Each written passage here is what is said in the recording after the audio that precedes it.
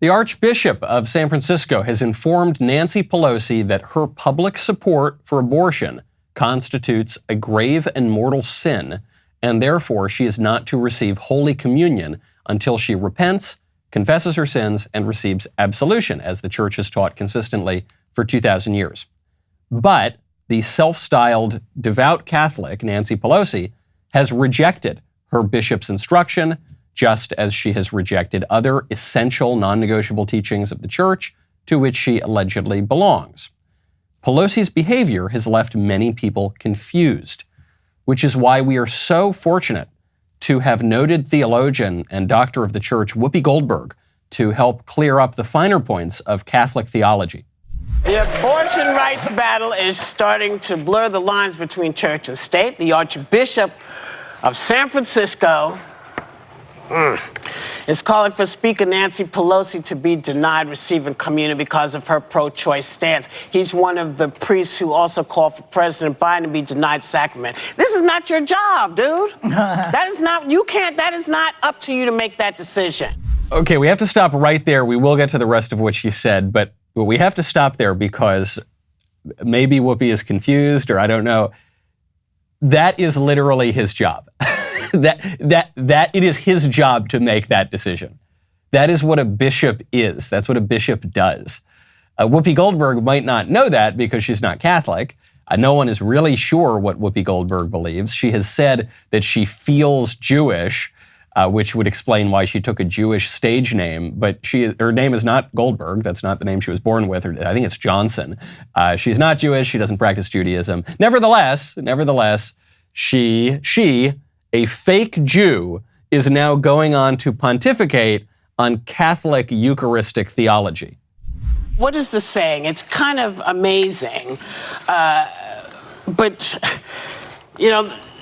what is the point of communion, right? It's for sinners. It's for sinners. It's the reward of saints, but the bread of sinners. How dare you? How dare you? That is, if Pope Francis says that that's the issue. Now, despite Whoopi's slam poetry, and regardless of the media's favorite one-liners from Pope Francis, that's not what the Church teaches. The Church teaches, and has always taught for 2,000 years, that before receiving Holy Communion, Catholics must confess our mortal sins, and we must repent and then confess, and then we can receive communion. Sometimes we sin and we don't make it to confession. On those Sundays, faithful Catholics choose not to receive communion because if we did, we would, in the words of St. Paul, be eating our own damnation. Now, listen, you might not believe any of that. You might not believe all of it. You might not believe any of it. Nancy Pelosi might not believe all that.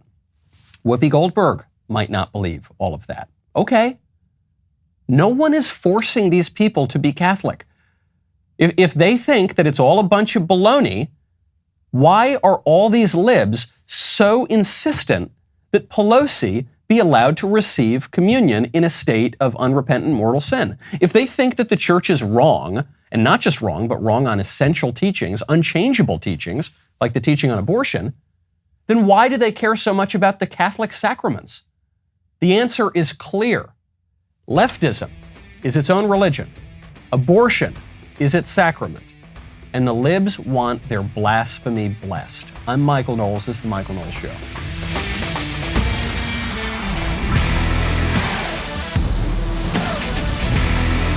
Welcome back to the show. My favorite comment yesterday is from Aaron Stanger, who says, I'm still waiting for the murder hornets.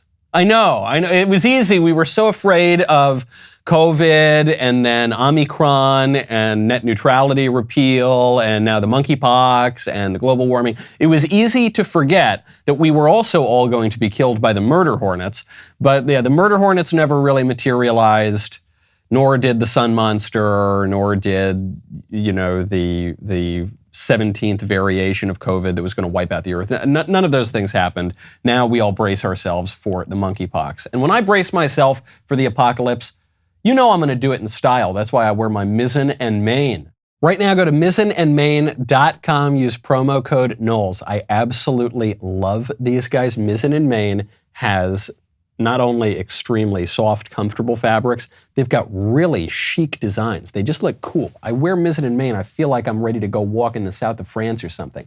It's very athletic, so you're not going to sweat through it, especially if you're a perspiring Italian like myself. They've got the fit and style of a custom dress shirt.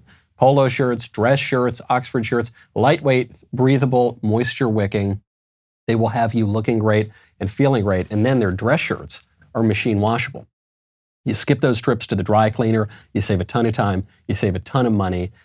Mizzen and Main might have gotten famous for their dress shirts. They now also have incredibly comfortable flannels, no-tuck shirts, performance polos. This is probably my favorite, the performance polos. Chinos, they have everything. I love these guys. And most importantly of all, the style looks amazing. Whether you are working from the golf course or finally taking advantage of that unlimited vacation policy, we've got good news. Right now, if you go to mizzenandmain.com, use promo code Knowles, you'll save $35 off any regular price order over $125. That is $35 off when you go to mizzenandmain.com.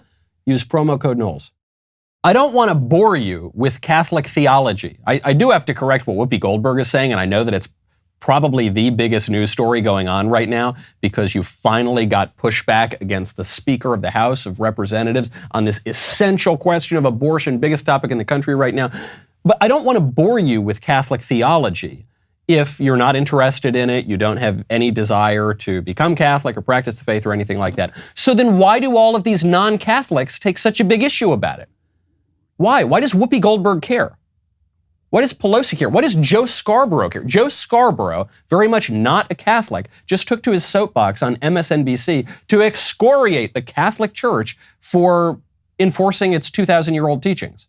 This past weekend, the San Francisco Archdiocese has banned Nancy Pelosi, who we're having on the show tomorrow, Speaker of the House, from receiving communion. She's a staunch Catholic, but because of her stance on abortion, they've banned her. We'll be asking her about that, but this is where we're going with all of this. A lot of opportunities for the Democrats, but a lot of challenges. Mika, the Catholic Church, really, the priests in the Catholic Church really do have a lot of room to stand on their high horse and be self-righteous towards parishioners who have been faithful parishioners for decades, who actually stayed with it through a crisis where priests abused thousands and thousands of children and passed children around from one church to another church, from one diocese to another diocese. It went all the way up to the top, and they are being self-righteous and telling Nancy Pelosi that she can't take communion.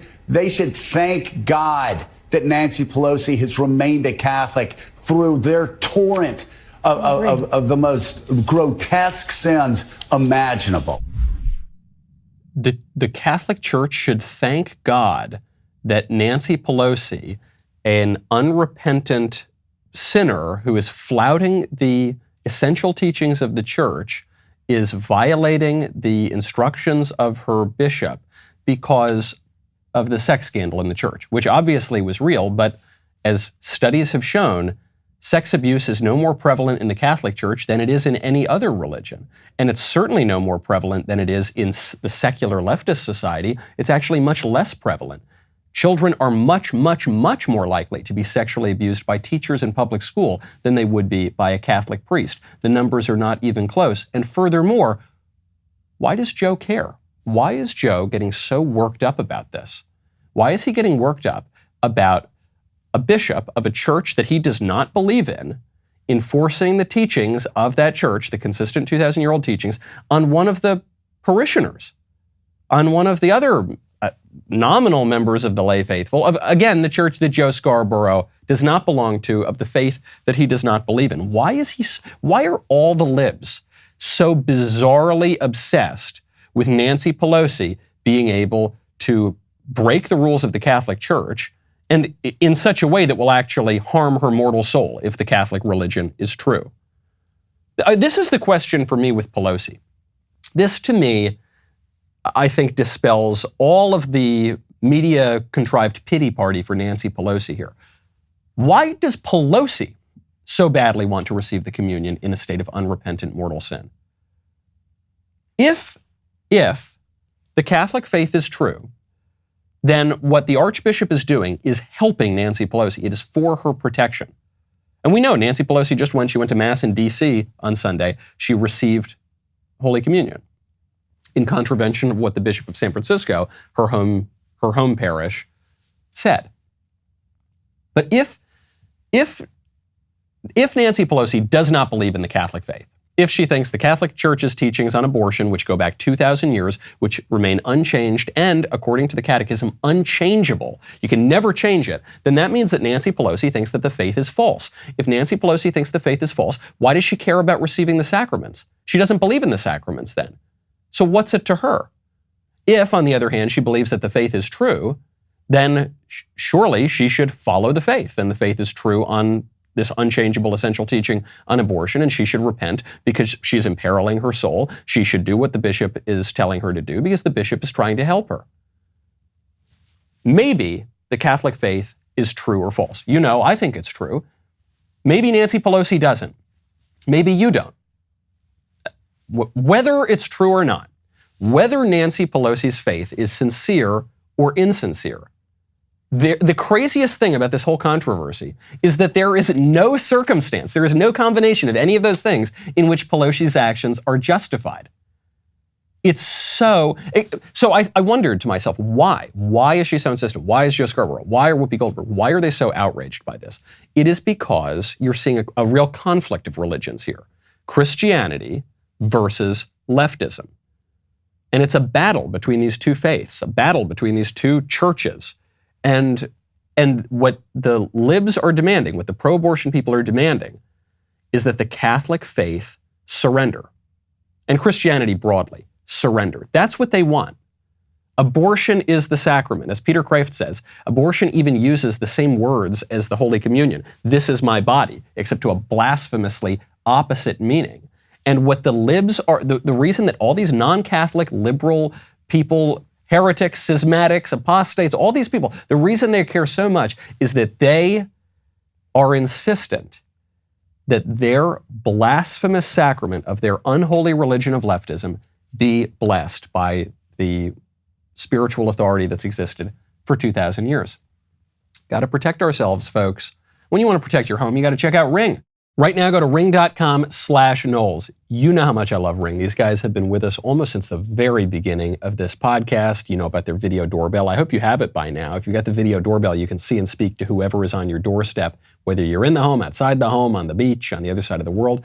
Then they've got Ring Alarm. This is this whole home protection to keep track of your windows, your doors, your everything, the physical home. Now they've gone pro. That's right. CNET calls Ring Alarm Pro a giant leap for home security because it protects your physical home and your digital home. You spend so much of your life digitally, virtually. It protects your Wi-Fi router, your data. It's just great. It's a whole home protection from freeze, fire, flood, the bad guys, and all those people who want your data. With a Ring Protect Pro subscription, which is a great deal, by the way, you get professional monitoring for the ultimate peace of mind. If anything happens, professional monitoring will call you and can request emergency services. I totally love these guys. I totally trust Ring. They make me feel much more secure in my own home. To learn more, go to ring.com/Knowles. Ring.com/Knowles. CNN's Dana Bash has taken arguments for abortion to a really, really new level. You know, the libs they've tried to make some religious arguments. They're really going after the Catholic arguments right now. They're trying to insinuate that Pope Francis somehow is pro-abortion, which is not true. Pope Francis says abortion is murder, and it's comparable to hiring a hitman to kill your enemies. So, okay, the religious arguments, that's not going to work for the libs. So now they're moving to economic arguments. CNN's Dana Bash just had the governor of Arkansas, Asa Hutchinson, on, who is pro-life. And Dana Bash made the argument that if we get rid of Roe v. Wade, if we outlaw abortion, there might be more poor people. Arkansas already struggles to support vulnerable children. Nearly 1 in 4 children in Arkansas lives in poverty. More than 4,600 kids are already in your state's overloaded foster care system. Do you really think that your state is prepared to protect and care for even more children if abortion does become illegal there? That argument that Dana Bash is making to Asa Hutchinson could be reduced to 3 words. Kill the poor. That's what she's saying. She's saying that's what we're doing right now. She's saying thanks to abortion, poor people can have the opportunity to kill their children before they're born into the world and go on the public dole, and we, the taxpayers, have to support them. So they have that option now to just kill the poor while they're still cute little babies and they don't grow up and take too much money from the taxpayer. So, Governor Hutchinson, if we get rid of abortion, are you really prepared to feed the poor? Are you really prepared to let the poor live? Asa Hutchinson, who's kind of a squishy Republican, a little bit dumbfounded there, though. Dana, is that really the argument you're making? That really is the argument that she's making. I remember these arguments because I used to make them when I was a teenager, because I read those stupid Freakonomics arguments and all the fashionable liberal arguments. And this is what they come down to. They say, look, people born in the inner cities, they can become criminals. These are not great areas. So places where the abortion rate is kind of high, let's just keep it up because it's going to reduce the crime rate. It's going to reduce welfare spending. That's why we need to kill innocent little babies, they might come up to be sort of a burden to us. That is really evil thinking. That is, when you think about it in the light of day, that is really some evil stuff. And it's so selfish. And that's what this whole abortion issue comes down to. Selfishness versus charity. No matter how you slice the abortion issue, it comes down to my selfishness to have sex whenever I want without consequence. My selfishness to control my own body at all times and not be inconvenienced at all, even if the alternative is killing an innocent little baby. The selfishness to pursue my own whims and desires and career and never sacrifice anything, not even for my own child. The selfishness to get to keep all of my money and not have to feed my little baby and not have to clothe my little baby and not have to put my baby in school. The selfishness to be able to pick up at a moment's notice and drop every responsibility in the world. That's all it comes down to. Me, me, me. All through the night, I, me, my, I, me, my, I, me, my. My rights. Never do you hear any argument for one's obligation to one's own child. Never do we hear how wonderful the sacrifice is. Anyone who's a parent out there listening knows that having kids requires a lot of sacrifice. You sacrifice your sleep, first of all. You sacrifice your body, certainly if you're a woman. You sacrifice a lot of your money. You sacrifice a lot of your time. You might sacrifice part of your career, and you sacrifice all these things. And it's wonderful. You wouldn't trade that for anything in the world. But we don't talk about that. Or we don't hear about that from the pro-abortion movement. They seem not to understand that. What is the pro-life argument? The pro-life argument doesn't deny that you've got to sacrifice things. The pro-life argument doesn't deny that pregnancy is inconvenient and uncomfortable sometimes. Pro-life movement doesn't deny that kids take a lot out of you. But the pro-life movement just says it's worth it. We talk about the right to life, but more we just talk about our natural obligations. More we talk about charity. More we talk about what it means to have responsibility to our fellow citizens and especially to our kids. Totally foreign to the people on CNN. Ugh. Gosh, if we don't kill these babies in the womb, they might be poor and icky and yucky. Ugh. Then we might even have to pay for them. So awful. Speaking of poverty, speaking of not caring about our fellow citizens, 56% of San Antonio retailers reported being completely out of baby formula last week. Local news outlet reported that parents in San Antonio are struggling the most in the United States to get formula that their babies need, with 56% of retailers reporting empty shelves. Not just that the supply is low, totally empty. This is a failure of national policy. This is part of the reason, by the way, why the Democrats are hemorrhaging support right now. Because the Democrats are, and the elite Republicans too, but especially the Democrats. The Democrats are focused on transgenderism in schools, the urgent national need to chop off kids' genitals and put them on puberty blockers, the urgent national need to stop the sun monster, climate change, that's the most pressing need, the urgent need to stop oil contracts in Alaska and elsewhere in the country so that we can have more electric cars, the urgent national need to get involved in the war in Ukraine, that because of the Russian invasion of Ukraine, a conflict that's been going on for 1,000 years, the urgent national need to put everything on hold, the urgent national need to let millions of illegal aliens cross the border. And then, by the way, ship baby formula down to them before American citizens get it. And regular American citizens all around the country of every race, color, or country of origin, they're looking at this and they're saying, what the hell is wrong with you people? A national policy that does not address people's basic needs, not the need to mutilate our bodies to pretend to be the other sex. That's not a basic need. It's not a need at all, actually. Not the need of people to redo all of their automobiles so that you can go along with your sun monster cult. That's not a basic need. That could even have some enhancement to society in the future. I don't think it will, but maybe it could. But it's not a basic need. Food, money, shelter. These are kind of basic things. Jobs. These are basic things. And the national policy is not addressing them. National policy should be aimed at the common good of citizens. This is really basic stuff. Joe Biden used to get this. Joe Biden used to understand this. Joe Biden, 15 years ago, certainly Joe Biden 20 years ago, talked like a Republican today. There was a clip that was going around of Joe Biden, I don't know how long ago, it's probably about 20 years ago, Joe Biden talking about marriage, talking about the issues that the American people should be talking about. And he sounded kind of like a Republican.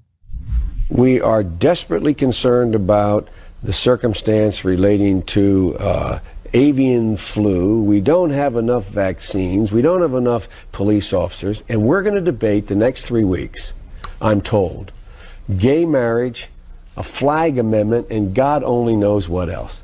I can't believe the American people can't see through this. We already have a law, the Defense of Marriage Act, where we've all voted, not where I voted and others said, look, marriage is between a man and a woman, and states must respect that.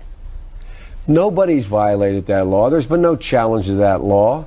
Why do we need a constitutional amendment? Marriage is between a man and a woman. What's the game going on here? It's like looking at a different man. It's like, one, because he's semi-coherent and it can at least form English sentences there. But two, because he's saying things that are mostly normal. Now, I don't want to sound like I'm complimenting Joe Biden too much. He was always a hack, and he was just trying to distract from good conservative priorities here. The conservatives at the time were trying to pass a constitutional amendment to codify the definition of marriage because they knew that the Supreme Court would get kind of funny with things and overturn the Defense of Marriage Act, which is exactly what happened. And Joe Biden here, very disingenuously, or at least very stupidly, is saying that that would not happen. But just listen, he's saying, look, everyone's afraid of catching this flu. Well, we need to go out there and stop people from catching this flu. We need to make sure that we take care of the basic needs of the American people, not talk about these extraneous things that no one cares about. That guy's gone. So how did Joe Biden, who used to be a somewhat practical guy, used to be somewhat more moderate, used to talk to really basic issues, how did he become this current guy? The problem for Joe Biden is he doesn't actually believe anything.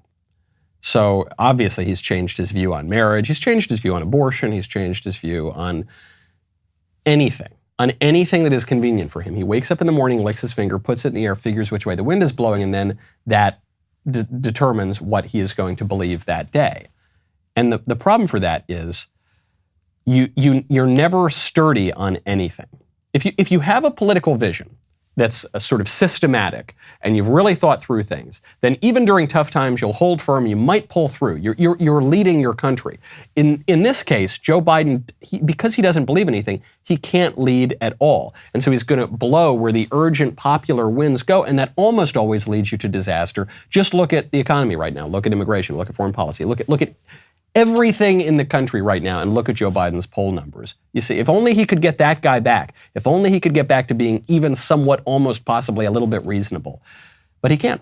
He can't. And so when we want to plan for the future, we really need to make sure to look into Alto IRA. Right now, go to altoira.com/Michael. Do you own any Bitcoin, Ethereum, Cardano? Do you own some other cryptocurrency? If you don't, and you're not sure where to start, you have got to check out Alto IRA. That's where you start. Do not make mistakes. Other people make mistakes when they just try to do crypto on their own. Alto offers alternative investment opportunities like private companies, crypto funds, real estate, venture capital, and more. Alto IRA in particular is a great way to start investing and trading in crypto. Here's the key: with a tax-advantaged retirement account. No commissions, no paperwork. Alto makes investing in crypto incredibly easy. Create an account in just a few minutes and invest with as little as $10. No setup charges, just create your account, transfer funds, and start investing. Through Alto's integration with Coinbase, you get secure trading 24/7, 150 plus available coins on their interface, including Bitcoin, Ethereum, Cardano. Alto offers industry-leading security, the advanced encryption standard for wallets and private keys. They've got lots of terrific investment opportunities and multiple ways to fund your wallet. Open an Alto Crypto IRA account with as little as $10. Go to altoira.com/Michael. That's ALTOIRA.com/Michael. Start investing in cryptocurrency today. As you know by now, the event of the summer, Backstage Live at the Ryman Auditorium, is back on June 29th. It's at the Ryman in Nashville, Tennessee. Due to historic demand, we have opened up some more tickets to the event, so there is still time to get in on the fun and watch your Daily Wire hosts live and unfiltered. What is Backstage Live like? Well, I'm glad you asked. Check it out. Welcome to the Daily Wire Backstage Live at the famous Ryman Auditorium. It was amazing. We were in the presence of greatness. The energy of having everyone on the same page was amazing. If your family member is still waiting for Fauci to give them permission to leave their house, it might be time to cut that off. I'm actually pretty excited to meet all of them. I love everybody's opinion individually. I don't have a favorite. I like them all. If I had found out a way to make football players cry in high school, my high school experience would be a lot. I'm just excited to be here and be surrounded by like-minded people and to just, feel that energy. Who should we remove from office?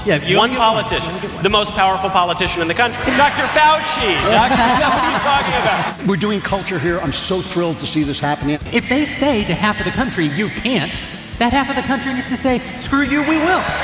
Backstage Live happens right here in Nashville on June 29th. Get your tickets now. This year, we're going even bigger, so get your tickets for Backstage Live today, dailywire.com/Ryman. You will not want to miss it. We'll be right back with a lot more.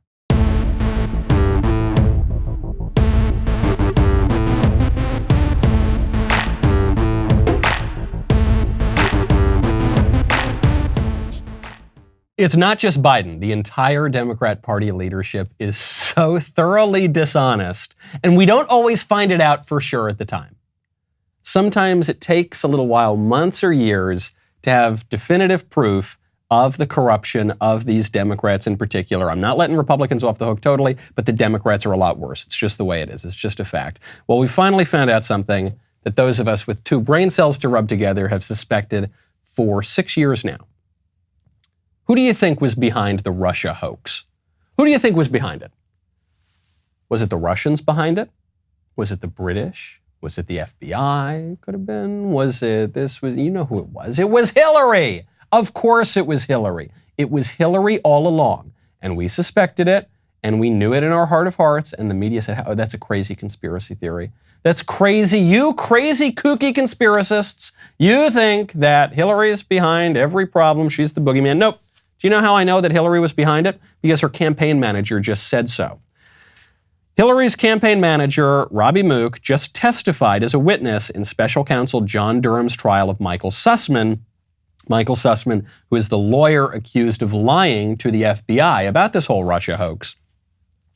In September 2016, Michael Sussman took claims of a secret Donald Trump connection to the Russians, to Russia's Alpha Bank, to the FBI. So it's not just that he took the claims to the press. It's not just that he took these claims to Twitter. He took them to the FBI, and then he lied. He said he was not acting on behalf of any client. That was not true. He was working for Hillary. He was doing it for Hillary. So Robbie Mook, along with Hillary's policy advisor, Jake Sullivan, who is now the national security advisor for Joe Biden, along with Jennifer Palmieri, the comms director for Hillary, along with John Podesta, the spirit cooking campaign chairman for Hillary, gave this cooked up nonsense to a reporter. Hillary was personally asked about this and personally approved it. The story then appeared in Slate. Slate is a left-wing website.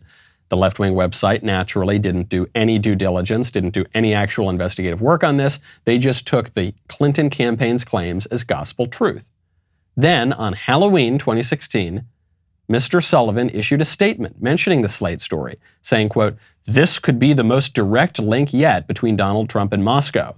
Then Hillary tweeted Jake Sullivan's statement with this comment, quote, "Computer scientists have apparently uncovered," listen to that word, "Computer scientists have apparently uncovered a covert server linking the Trump organization to a Russian-based bank.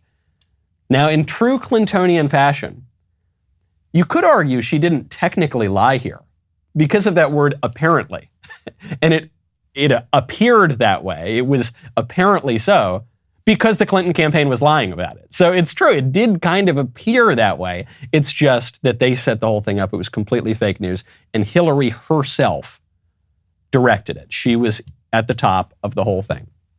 And also in true Clintonian fashion, they're saying this is old news. What the Clintons always do, and other Democrats have learned to emulate this, they lie.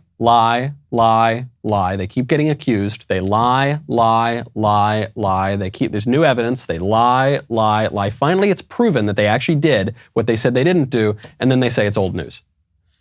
They said, what are you talking about? Oh, come on, that's from 2016. Yeah, but you've been lying about it since 2016. Yeah, nah, man, water under the bridge, whatever.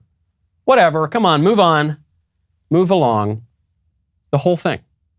The central event that basically undermined Donald Trump's presidency, that cast his entire presidency as illegitimate, this grave threat to our democracy that the libs always love talking about, was just completely cooked up by Hillary Clinton and then fed illegally to the FBI. That was it. It was all Hillary.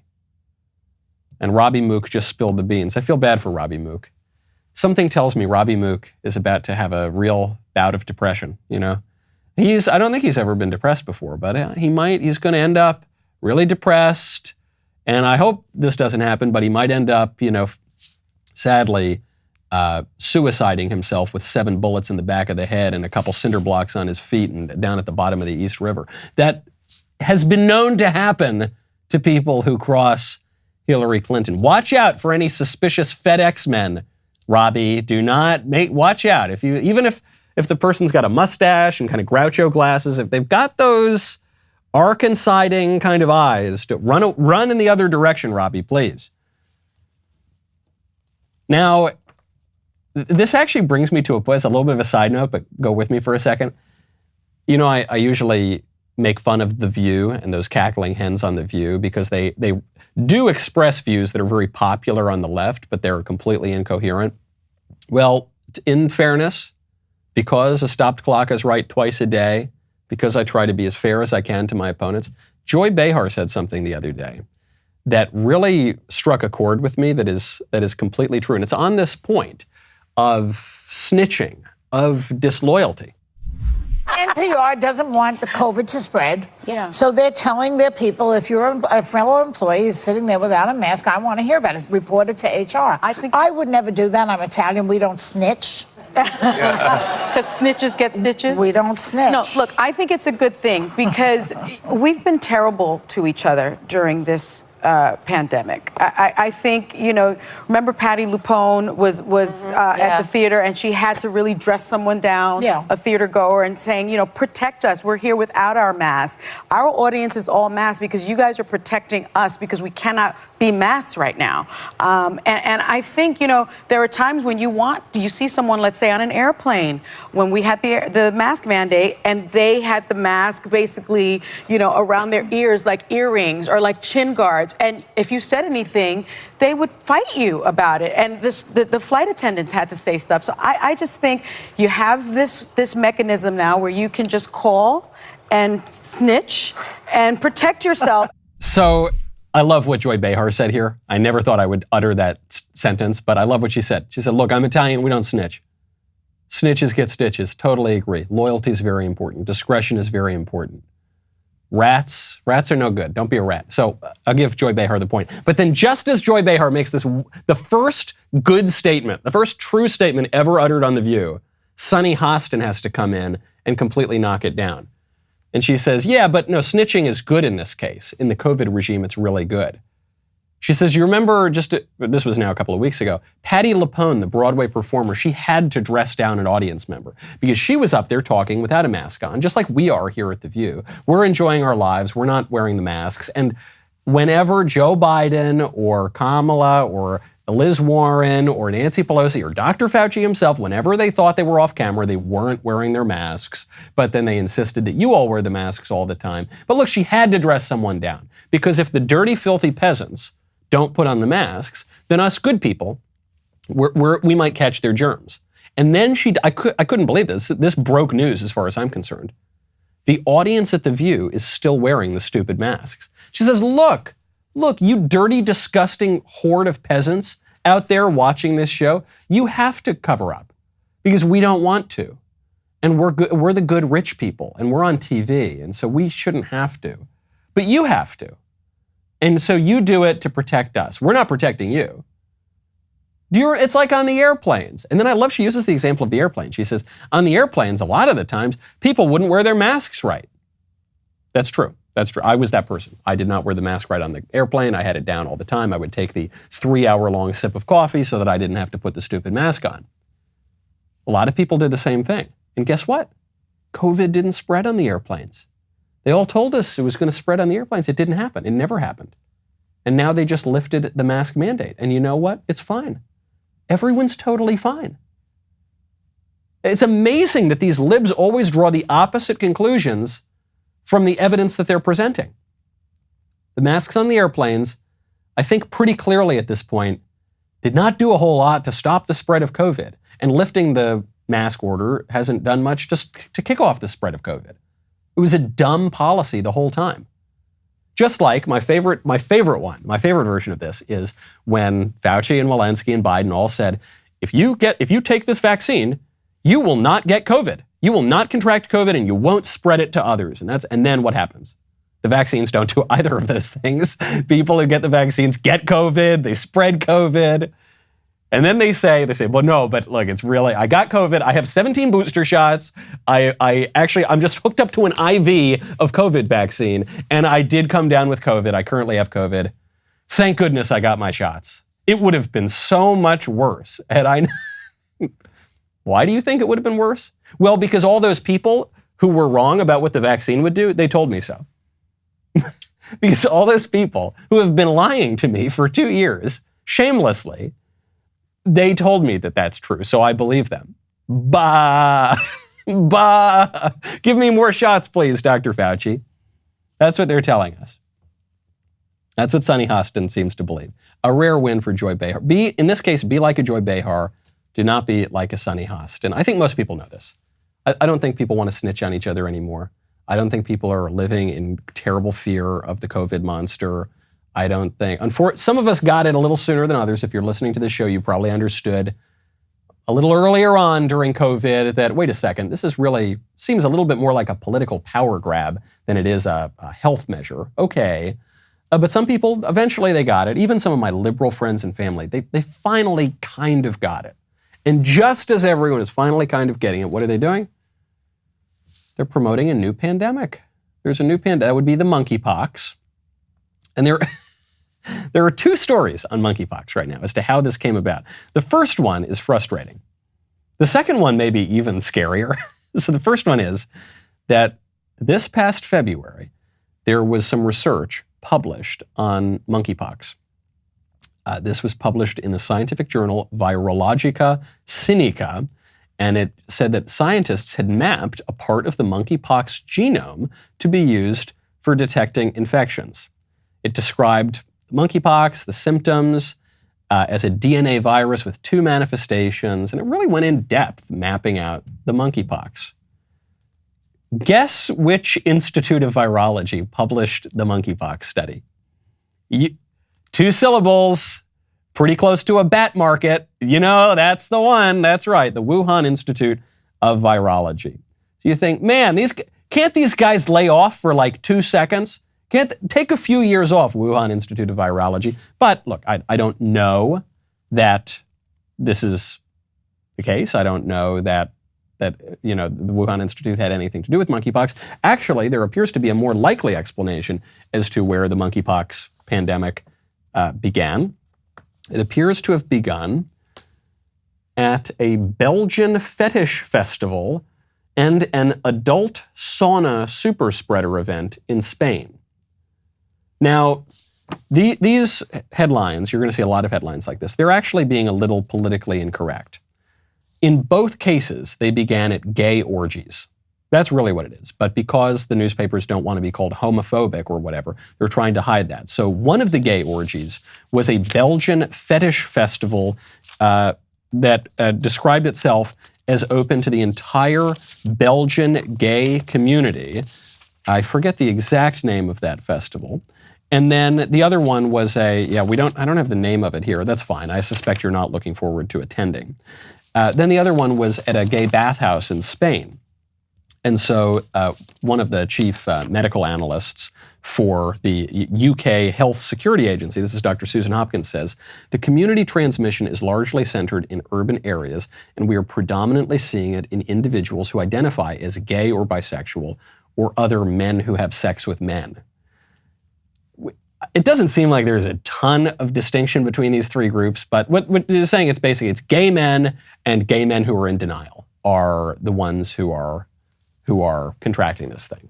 People who act out on same-sex attraction. Okay. And not all gay guys. It's just, but the ones who go to orgies have a greater likelihood of spreading this virus. And immediately there was a doctor at Yale who said, do not let the spread of this monkeypox turn you sex negative.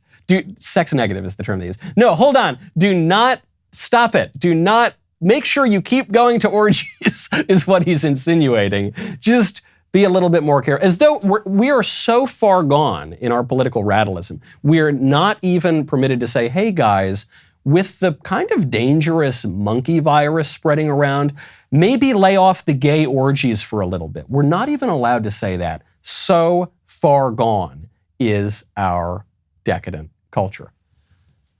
Now, speaking of our decadent culture, speaking of allegedly liberating experiences, Will Smith just had an episode of David Letterman's new show come out. Will Smith's episode was taped before the slap heard around the world, before the Oscars, when he went up and smacked Chris Rock for telling a completely innocuous joke about Will Smith's wife. In this interview with David Letterman, Will Smith describes this premonition of possibly losing his career, of possibly losing everything. And he got this premonition because he had what he is describing as a kind of religious experience, but it wasn't an ordinary religious experience. It was because he was high on the drug ayahuasca.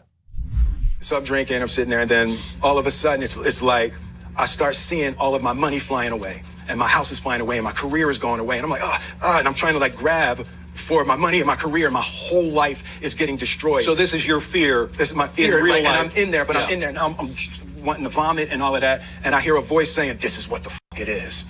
This is what the fuck life is. And I'm going, oh shit. And I hear Willow screaming, Daddy, help me, Daddy, how come you won't help me? And I'm like, I don't see you, baby, I don't see you. And the shaman is like, relax, relax, relax. And she tells me sit up, And then slowly I was like, I stopped caring about my money. I just want to get to Willow. I stopped caring about my house. I stopped caring about my career. And I get to the point where I settle down and the voice is still at 100%. I still hear Willow screaming. My money is still flying away, but I'm going. And I'm totally calm, even though there's hell going on in my mind. When I came out of it, I realized that anything that happens in my life, I can handle it. I can handle any person I lose. I can handle anything that goes wrong in my life. I can handle anything in my marriage. I can handle anything that this life has to offer me. That's part of the psychological training that happens in ayahuasca. If that's what the psychological training of ayahuasca is promising Will Smith, I think he should ask for a refund, because it didn't work, did it? Because not only can Will Smith quite evidently not handle anything that comes in his marriage or his professional life or anything else, he can't handle an innocent joke from a comedian about his family during an awards show, about his wife, about his actress wife, his public figure wife. He can't even handle that without losing his mind. And I don't mean just to beat up on Will Smith. This is what happens when people do a lot of drugs and do lots of crazy behaviors and engage in that kind of stuff. Things go bad. I have so many friends who have gotten into psychedelics, and they really love psychedelics. They've tried to get me to do them. I've never been interested because I don't want to break my brain. I'm not the brawniest guy, so if my brain breaks, then I'm kind of screwed, And I said, no, I don't think I want that. And they said, no, man, you get these really spiritual experiences. I said, I know, I go to church, so I get plenty of spiritual experiences. And I know that those are not coming from some chemical that's breaking down my brain matter, but from something a little bit higher, I would like to think. So no thanks. I don't want the drugs. And every person I know, every single one who has gotten into psychedelics has ended up worse for it. Every person I know who's really gotten into the psychedelic stuff has ended up the worse because they have done it. And they all think they're better. They all think they've seen something, but they haven't. Or maybe they have seen things, but I don't think they're seeing good things. I don't think, when that voice is screaming, this is what the F it is, I don't think that's an angel yelling at you. If it's not just a hallucination, I'm not sure it's an angel that's yelling at you. Daddy, where are you? Sorry, honey, I can't find you. I'm super high on drugs. I'm tripping out of my mind right now, so I can't find you, honey. This is not the thing that responsible people do. This is not the way to find some meaning in your life. People are drawn to this because it gets us right back to what we were talking about at the top of the show. People are drawn to psychedelics and even extreme diets and even really extreme kind of physical exercise, like yoga, for instance. They're drawn to yoga, not just because they like to stretch, but because they want meaning. They're drawn to yoga because yoga is actually a religious liturgy. It's a religious ritual. They're drawn, even something as plain as an extreme diet. Very often they're drawn to that because it's more natural. It's more in tune with the earth, the way we're supposed to be, the things we ought to do. And they're especially drawn to drugs for this reason. And most especially the hallucinogenics, the psychedelics, because they think that they have a religious longing. That's totally normal. That's totally natural. Man is a religious being. But you're not gonna get the right answers that way. You are not going to fill that gaping hole in your heart that you're longing for with all that stuff. You're not going to, some people try to fill it with politics, and they turn politics into their greatest ultimate crusade. You're not going to fill it with politics either. I'm not saying get out of the political realm, but you don't want to put the cart before the horse, which is what Pelosi's doing, which is what all these guys are doing. They're saying, my chief object of worship is my own will, is my own desire. It's what I want. And ideally, that goes along with religion and custom and culture and all this stuff. But if it doesn't, damn it, if I've got to choose between my own will and my faith, what I say is my faith, my will is going to win, and I'm going to make my faith bend toward my will. Me, what I want to do, me, all the time. That's what it is. That's what it comes down to, which is not a good thing. Before we go, just a little side note, speaking of drugs. We're approaching the anniversary of George Floyd's death. And just to remind you that the fake news that surrounded that event and that kicked off 8 months of race riots and terrorism around the country, just to remind you that that's not over. The Washington Post has tweeted out on May 25th, 2020, George Floyd was shot and killed in police custody. His death sparked outrage, wide-scale protests, and calls to change policing. 2 years later, what has or hasn't changed? You know what hasn't changed? The Washington Post spreading fake news, because obviously George Floyd was not shot ever at all in police custody, outside of police custody. That's just completely fake. It's totally made up. They've since stealthily edited it, and they won't admit they did anything wrong. This was on the page. They put that line on the page where they elicited reader responses to how they feel about George Floyd. These myths, these now religious myths in the secular religion of leftism, of BLM, of St. George Floyd, of all of these things. These are the myths that will be propagated with the mouthpieces of this establishment. And they're going to keep pushing it. That is their faith. They have got the zeal of a crusader, okay? And it's no surprise that when your religion contradicts them, they're coming after your religion. I'm Michael Knowles. This is The Michael Knowles Show. See you tomorrow.